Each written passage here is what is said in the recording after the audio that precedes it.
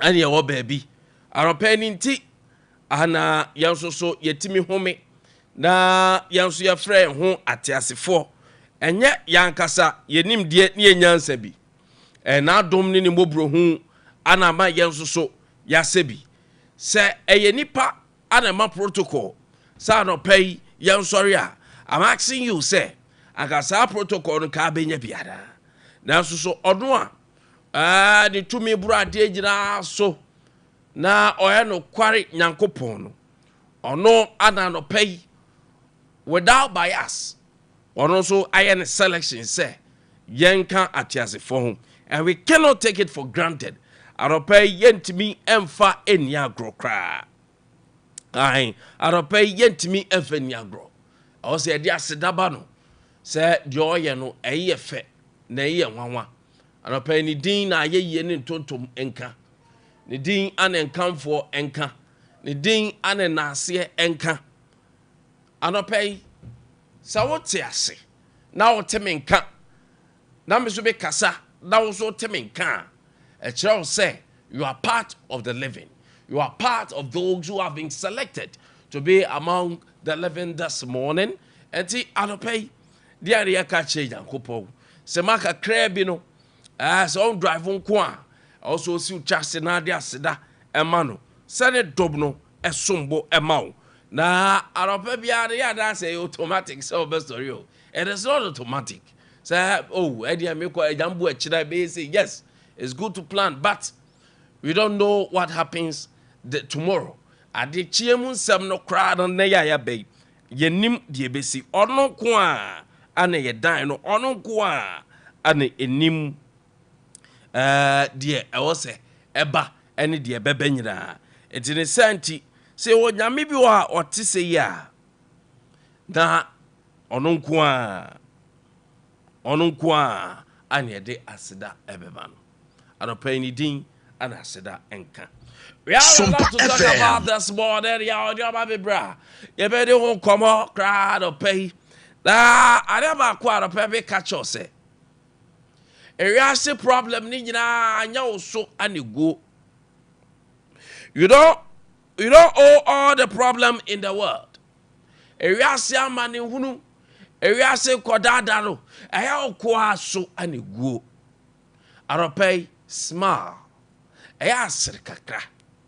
Na enya wonkwa o wareka o se hwe gwatam za de odi mama nia menamwo so nim de menamwo no kwasem pa de se there are because a profession ba ko a wa hwe be deceive pa yes adwuradwuma de titiu oro oba tv so the radio so no obetena se obo ade problem kra wo no e so che o de so obetena se a o ya adwuma sere obo ya comedians oba do abe cracking jokes obe comedy na waja hokọ onim say oni problem say bia that man hunu ne saba that so a obe so wo dia ne kra de a small boy kra ewom obe so wo dia ne minute kra anewom alopay dia make a choice say ewiase aba ne hunu ewiase koda de yira enya kokwa so aneguo Tubigu na sere Tubigu na ma wanim enna ho eze yedi we nyina achidi a ene na emboyen. It will not help our health, it will not help our psychological, social psychological motto. It will not help us spiritually, it will not help us morally, it will not help us the opposite of the show. And I repeat what I want to say. They say, you are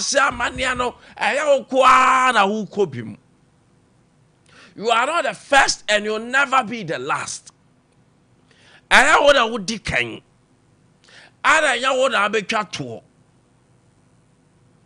And you walk and I be decaying. And you walk and I be cut to. Ewiase amane ni nyina anya wo na dika anya wo na utwato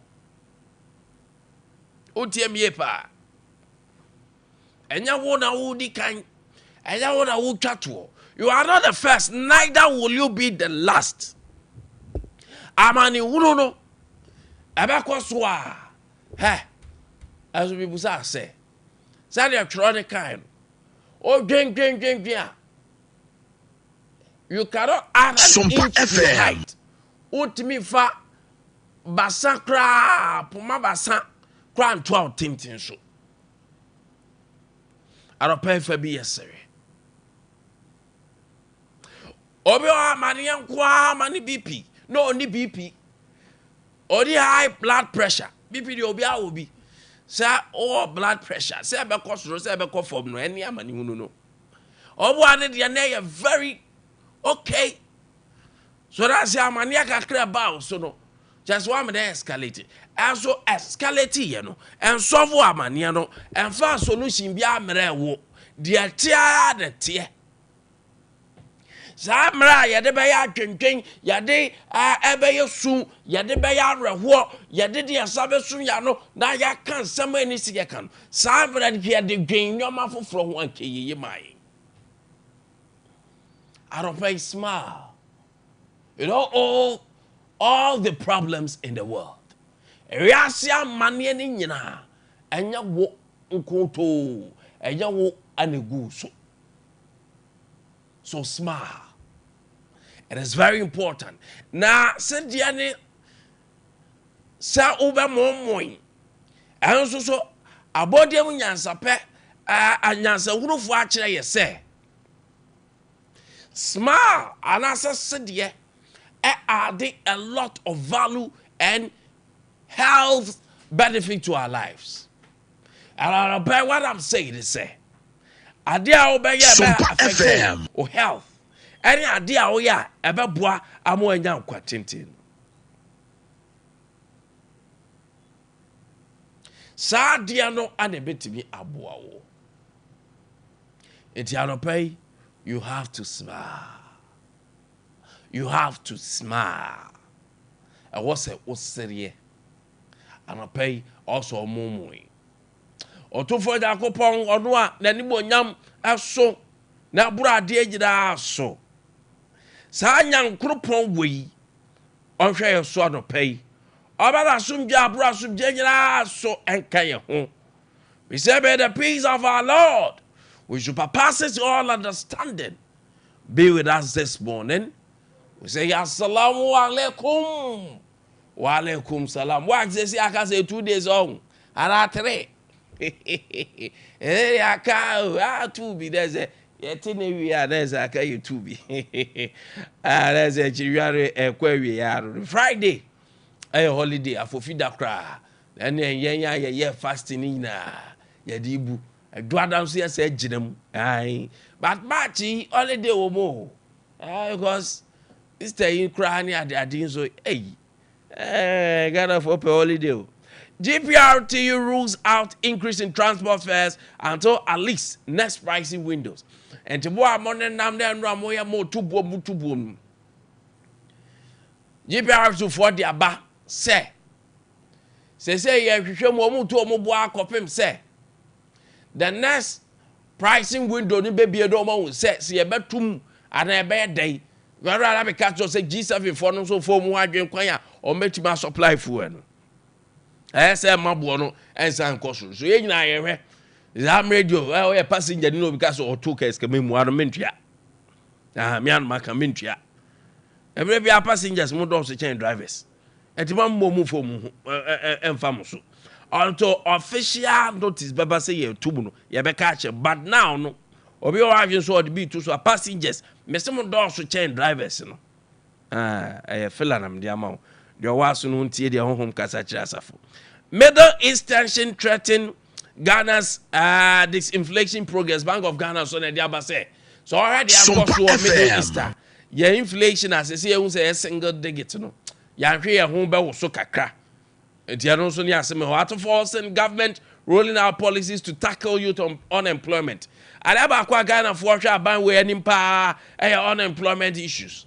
Now finance minister Diaba say aban ye bibia obetima ye bia say enwuma betimi ediaba.